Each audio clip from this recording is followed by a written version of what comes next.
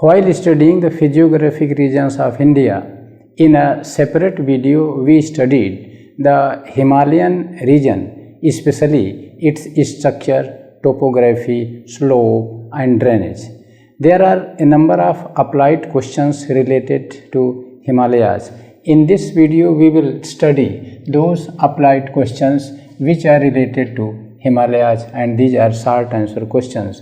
Question number 1 is Himalayan structure controls its topography. It means here the impact of structure on topography is to be elaborated. What is structure and what is topography, and how these vary, especially with reference to Himalayas. These two things are to be elaborated and related. Structure is rocks, 3 rocks: igneous, sedimentary, metamorphosed. And in structure we also study the geological formations, their different periods, their petrology, their lithology and their mineralogy. It means in structure we study the rock formation, their minerals and their beds, bedding plane and discontinuity. These are the things which we study in structure, and its hardness and softness. And it is Himalayan region which contains all types of rocks. For example, igneous in Panjal volcanics, Jammu Kashmir, and sedimentary everywhere, but metamorphosed also in the greater Himalayas, where due to tectonic force the pressure was very high and the sedimentary rocks were being transformed into metamorphosed. Contrary to it, topography means the landforms.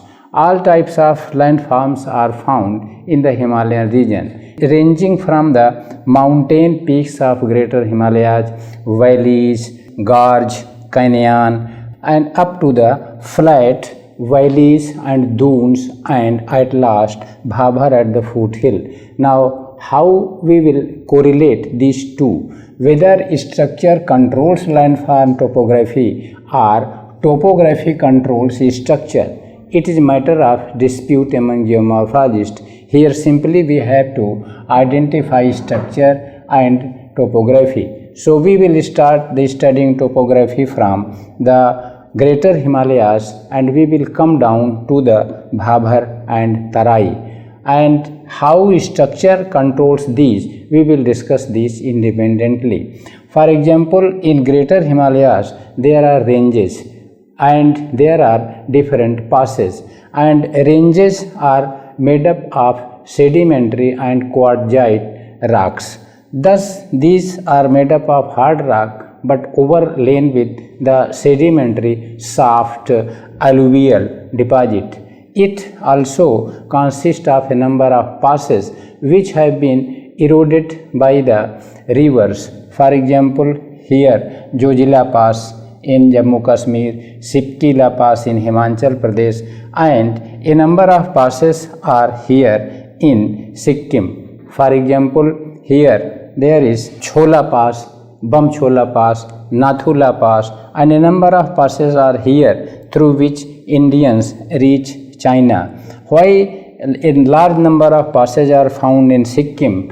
Its answer you can give, because this is the region where there is a tectonic subduction or subsidence. That's why at the time of Himalayan orogeny, a number of passes along the eastern border were formed in the Sikkim.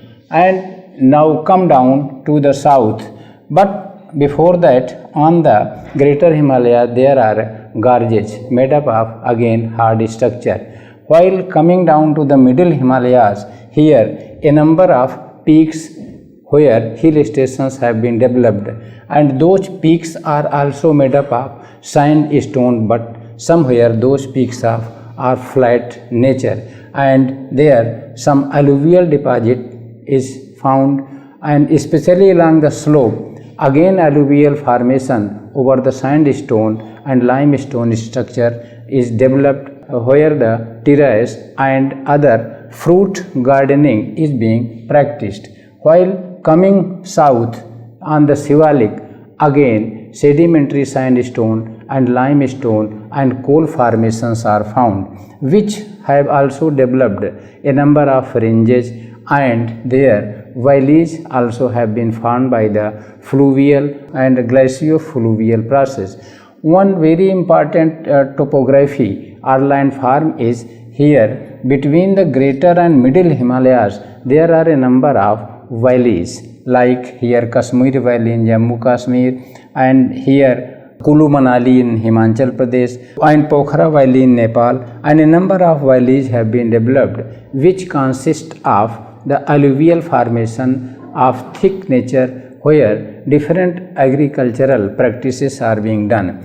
While coming to the south of middle Himalayas, between middle and Shivalik, there are valley-shaped deposits which are not called valleys, rather dunes. For example, here in Uttarakhand, Dehradun, Kotat Dune, Harit Dune, these are the dunes. Thus, the structure of the Himalayas controls its different types of landform. If you come south at the foothill of the Shivalik, there a Bhabhar deposit, and then southward Tarai deposit is found.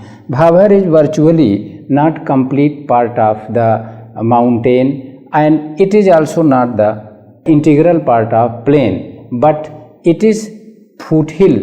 Hence, that Bhabhar should be described in the landform of Himalayan region, and that is of coarse alluvial nature, which is completely depositional. Thus, the structure of Himalayas controls its topography, wherein you will first define structure and its spatial variation, then different types of topography.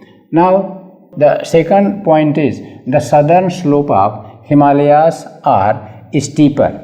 Here, if you will see the greater, middle and Shivalik, three parallel longitudinal ranges. The southern slopes of these three ranges are steeper, while the northern slope is gentle. Why? You have to explain it. Because of two factors. Number one, tectonic, and number two, external. Tectonic means internal endogenic, and the exogenic means the environmental or climogenic. In the tectonic, as you know that the Himalayan orogeny force came from south. When the northern margin of peninsular India moved northward due to tectonic movement of Indian plateau, it exerted pressure on the material deposited in geosyncline, and the pressure was exerted from the southwest to the north. The southern margin of southern scarp of Tibet created obstruction. That's why the sediment started rising in the north first, and along the hinge line between the southern margin of Tibet and the northern margin of the greater Himalayas, their Himalayan ranges rose, and in the north the height of Tibet plateau is about 4,000 to 5,000 meters, but in the south there was no support. That's why there was no obstruction. That's why the southern slope became steeper, contrary to it the northern slope gentler. Likewise, all the forces originating Himalayas came from south. Hence, the southern slope of middle Himalayas also became steeper, and the northern slope gentler, because along the northern slope in valleys between greater and middle Himalayas there was deposition of thick sediment eroded down by the greater Himalayas by glacial and fluvial process. And it is also noteworthy that the valleys between greater and middle have thick deposition and comparatively higher than the dunes between the middle and Shivalik Himalayas. Thus, the southern slope of middle became steeper, rather gentler. The same can be explained in the case of the Shivalik. Shivalik southern slope has very steeps, and especially in Shivalik, if you will stand at the foothill of Shivalik here near the Tarai or Bhabhar region of Nepal, you will see that the height of mountains of Greater, Middle and Shivalik Himalayas is very high, and it is vertical also while seeing from the south to north. Thus, it is very clear that due to tectonic regions, the southern slope of three Himalayan ranges is steeper and another is gentler.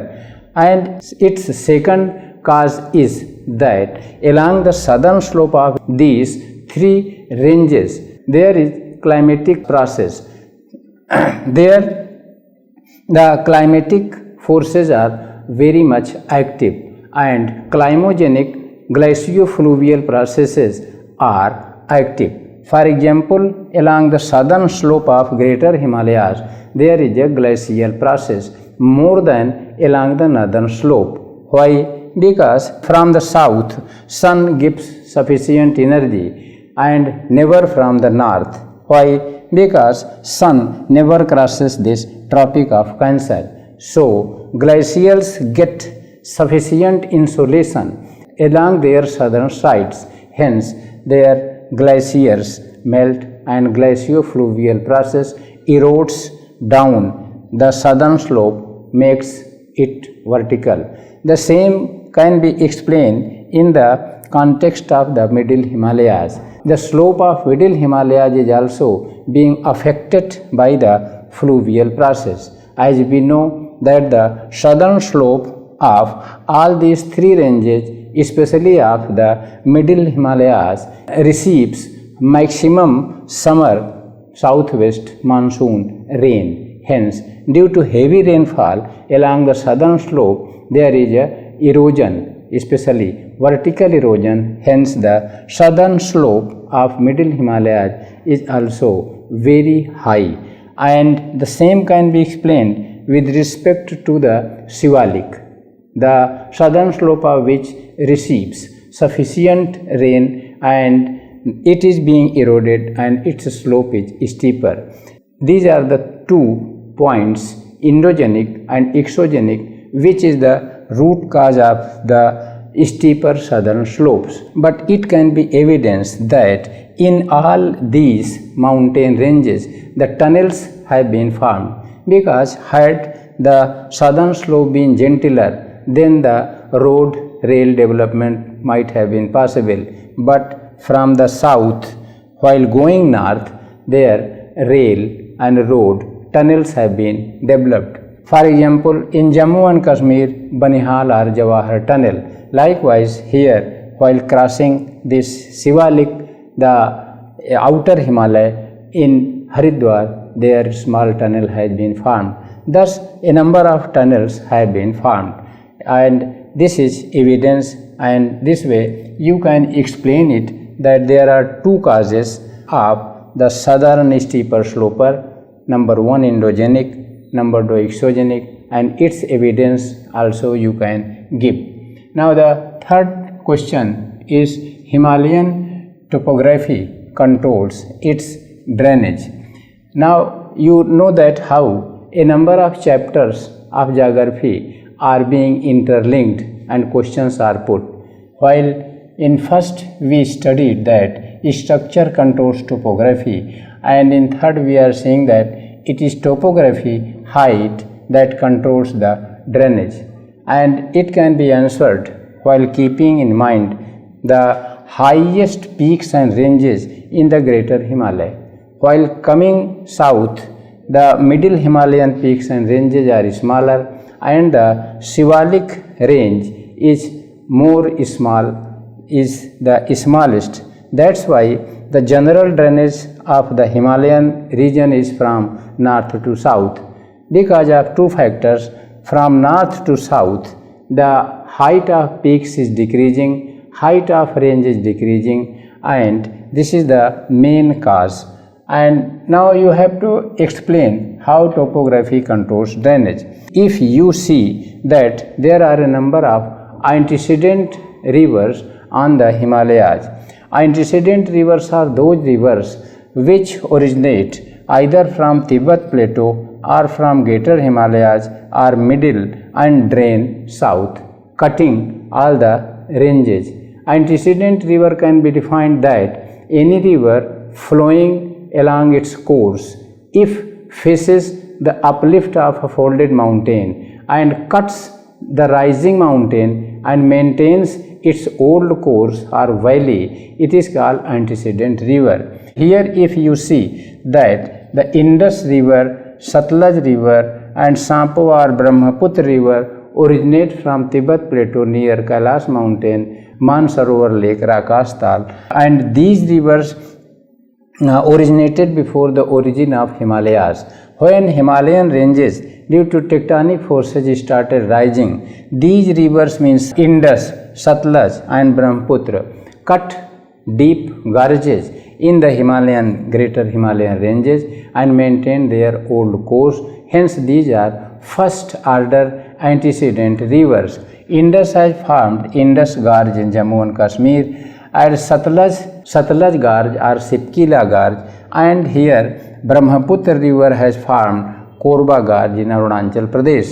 Thus these are the first order antecedent rivers and controlled by the topography, and they are first order antecedent rivers. But after the origin of Greater Himalayas, above the ice line and formation of the glaciers on the peaks, there are a number of glaciers on their peaks.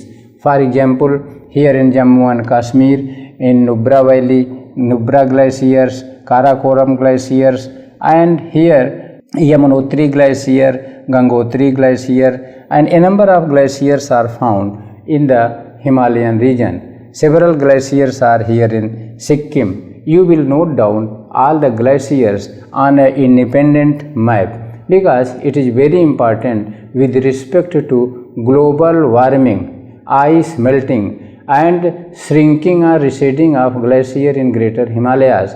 That's why it is homework given to you that you will do this task for preparation of the other questions. And those glacier fed rivers come down south. For example, from Yamunotri glacier, river Jamuna, from Gangotri glacier, river Ganga, and here it is Kali river, Kosi river from the glaciers near Everest, and Tista rivers. A number of these rivers also follow the topography, are controlled by the topography. These are like Yamuna, Ganga, Kali, Kosi, Tista, of second order antecedent rivers which are glacial fed. It is also noteworthy that these second order glacial fed rivers are also antecedent for middle and Shivalik Himalayas, not for Greater Himalayas, because these originating from Greater Himalayas can never cut the Greater Himalayas into gorge. And now third category antecedent rivers are which originate from the middle Himalayas. Certainly over middle Himalaya there is no glacier, these are river fed, and these are third order antecedent rivers. Again these flow south and are controlled by the topography, and these originating from the middle Himalayas cut gorge in the Shivalik. Hence these are third order antecedent rivers, and all the small rivers and rivulets originating from Shivalik also drain south.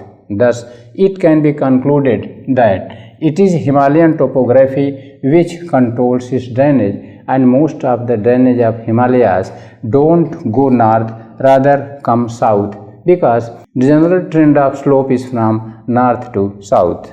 Now the next applied question related to Himalayas is most Himalayan rivers flow southward. We have just discussed in the previous point that Himalayan rivers or drainage are controlled by its topography, and as we know that the general topography of the Himalayan region of the three ranges is from north to south, and their slope is also steeper in the south direction. Hence most of the rivers are say all the rivers of Himalayan region flow south.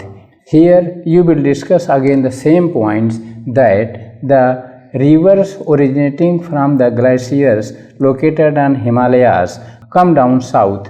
For example, from Yamunotri glacier Yamuna, from Gangotri glacier Ganga, Kali, Kosi, Tista, all these rivers drain southward. Its one cause is that the southern slope of these glaciated peaks is steeper.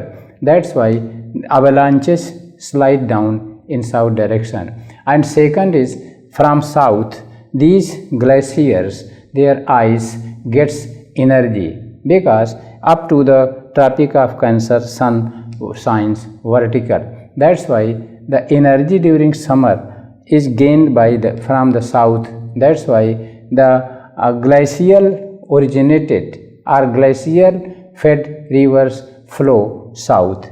In the same way, all the rivers originating from the middle Himalayas flow south. For example, Ramganga, Mahananda and other rivers, which are generally rain fed, and its cause is, number one, the southern slopes receive more summer or southwest monsoon rain, and the second point is that the southern slopes are steeper. In the same way, the rivers originating from Shivalik also flow in southward direction. There are very small rivers which flow south, and its cause may also be explained that the southern slope of Shivalik is steeper than northern slope. If you stand in Haridwar and see the southern slope of Himalaya or Shivalik, these are steeper. And next is the rain of summer monsoon is received on the southern slope. There are several factors that most of the Himalayan rivers drain south, not northward.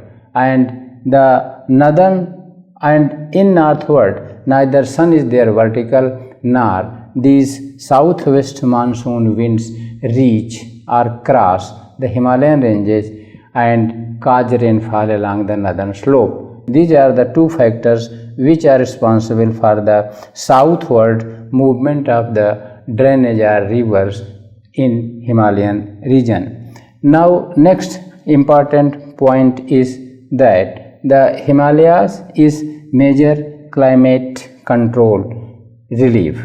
Himalaya is a topographic region of India, very important, and it is a relief which controls the Himalayan climate to extreme extent. For example, Himalayas plays two roles controlling the Indian climate. There was once a question by UPSC that, point number 1, climate of India is monsoon type. Whether it is correct or not, it is correct. The second point was that Himalayan ranges give this monsoon a special feature or character. This is also correct. But both explain one and other or not. Yes, explain. Such applied questions are there asked in commission. And again, once there was a question that most part of India lies to the Tropic of Cancer in temperate region, but the climate of India is generalized as tropical or subtropical. How it can be explained? Again, you will take the help of Himalayan range and you can explain this also. How you will explain this point? You will keep 2 points in mind. Number 1, India has 2 seasons, summer and winter. How Himalayas plays role during the 2 seasons, you should explain. Number 1, during winter season, when sun is on Capricorn, at that time the cold Siberian winds travel from north to south and crossing this Tibet highland try to enter the India mainland.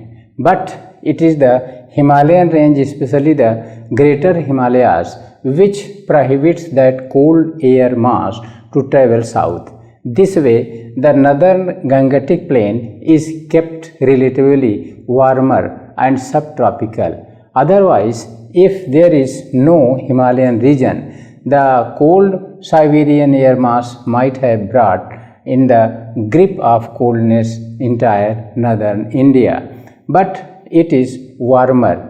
Thus, this greater Himalayas especially works as a climatic barrier.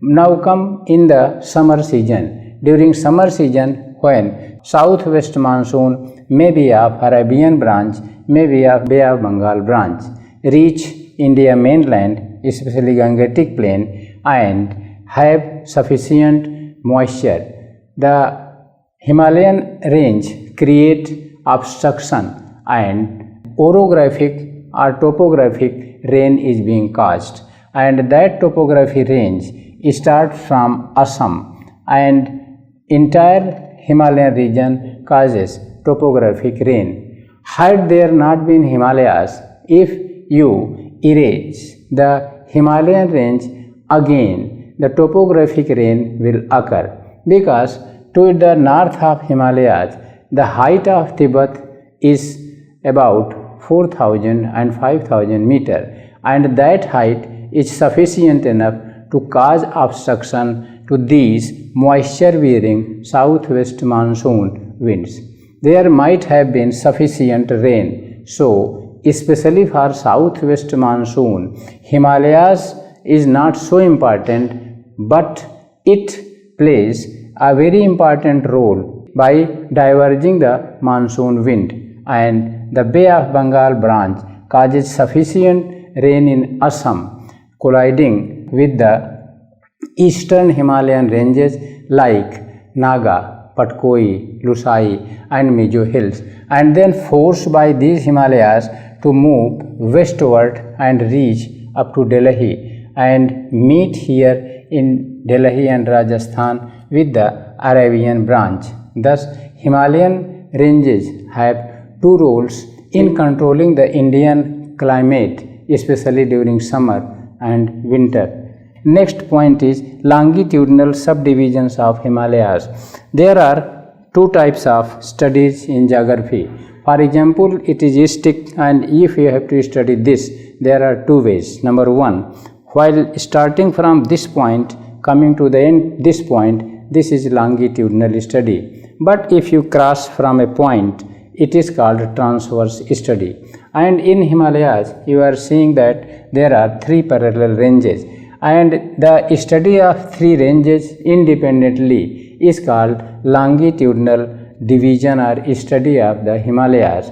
But if you cross from the foothill or Tarai or Bhabhar, entire Himalayas, or reach the peak or travel through the pass, it may be Nathula Pass, and reach Tibetan Plateau, this is called transverse study or classification of Himalayas. Here question is the longitudinal study of the Himalayas, wherein you will divide entire Himalayan region in three parts. Number one, the greater Himalayan ranges, then middle Himalayan ranges, then Shivalik. While describing the greater Himalayan ranges, you will also discuss at the same time different peaks, different passes and different glaciers. It is now a task given to you that all the glaciers you will note down. For example, it may be Yamunotri, Gangotri and other glaciers. There are number of glaciers. And next you will discuss different passes.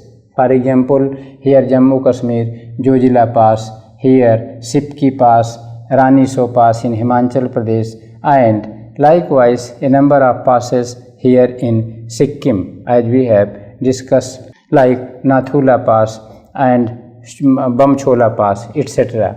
This way you will discuss all the peaks, pass and glaciers. Then the second point will be here the middle Himalayan ranges. In middle Himalayan ranges, you will start from here Pir Panjal range, which is the local name of middle Himalayas in Jammu Kashmir. Then its name in Himachal Pradesh is Dhauladhar. Then here again middle Himalayas, and in Nepal, its name is Mahabharat Range, and in Arunachal Pradesh, Abhor, Mismi, etc. hills, and its southward extension is called Naga, Patkoi, Lusai, and Mizo hills. Again, the third longitudinal classification is the Shivalik, and Shivalik is the youngest Himalaya range parallel to the middle. The name of Shivalik in Himachal Pradesh is Shola Singhi Range and Mainak, and its name in the Nepal region is Churiya Muriya Range, and it continues in northeast India and the eastern Himalayas. Thus, independently, you will discuss these three ranges in detail, especially their peaks, pass, and other features. And one question was asked in the commission, that arrange the ranges of Himalayan region in Jammu and Kashmir. So, first here is Karakoram Range, then Ladakh Range, then Jaskar Range, then Greater Himalayas, then Middle or Pir Panjal, then Shivalik. This way you will see these features on the map of Jammu and Kashmir, because it is very important, relevant these days, because it is a state where there is dispute, and topography of this region and its control over drainage and other climatic conditions should be studied, learned by the scholar of geography. So, this is the longitudinal classification or type of the Himalayan region. These are a number of small questions applied related to the Himalayan region, and in next video we will see other such type of questions.